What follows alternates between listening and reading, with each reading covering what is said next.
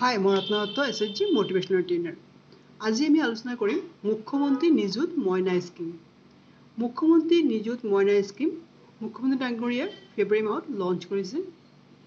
এই স্কিমৰ জৰিয়তে যোন ছোৱালীয়ে পঢ়া শুনা কৰিব পৰা নাই টকাৰ কাৰণে তেওঁলোকৰ কাৰণে স্কিমটো ওলাইছে।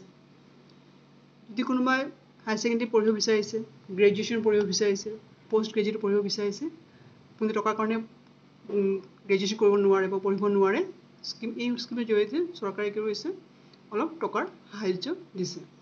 গতিকে যোনে যোনে পঢ়িব বিচাৰে তেওঁলোকে এই স্কিমটো অনলাইন আবেদন কৰিব পাৰিব।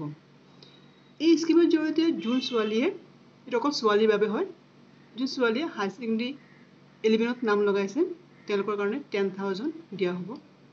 যোনে গ্ৰেজুৱেশ্যন ফাৰ্ষ্ট ইয়েৰ নাম লগাইছে তেওঁলোকক 12,500 দিয়া হ'ব। আৰু যোনে পোষ্ট গ্ৰেজুৱেটৰ ফাৰ্ষ্ট ইয়েৰ নাম লগাইছে তেওঁলোকক 15,000 দিয়া হ'ব।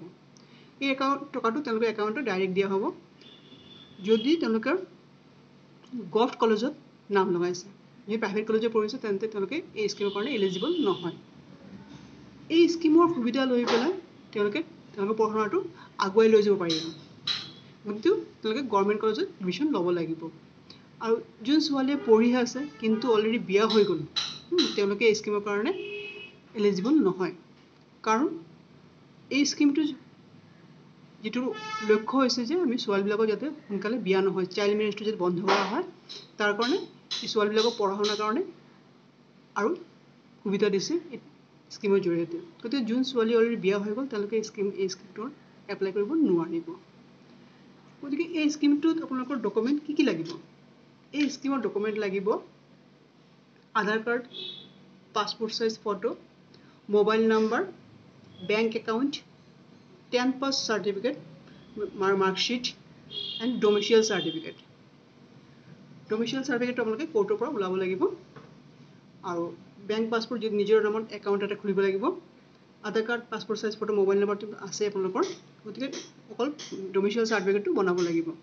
এইটো যিকোনো উকিলক ধৰিলে তেওঁলোকে বনাই দিব। এইকেইটা স্কিম লৈ পেলাই আপোনালোকে অনলাইন এপ্লাই কৰিব পাৰে।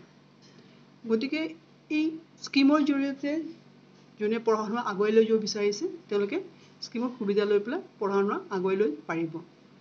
আৰু এই স্কিমটোত অকল ছোৱালীৰ বাবে দিয়া হৈছে যাতে ছোৱালীয়ে পঢ়া শুনা কৰিব পাৰে, ছোৱালীয়ে পঢ়া শুনা কৰি যাতে আৰু নিজকে ডেভেলপ কৰিব পাৰে, যাতে সোনকালে বিয়া হৈ নিজকে যাতে অলপ আগুৱাই লৈ যাব, সোনকালে বিয়া হৈ নিজকে যাতে একো প্ৰব্লেমত নপৰে।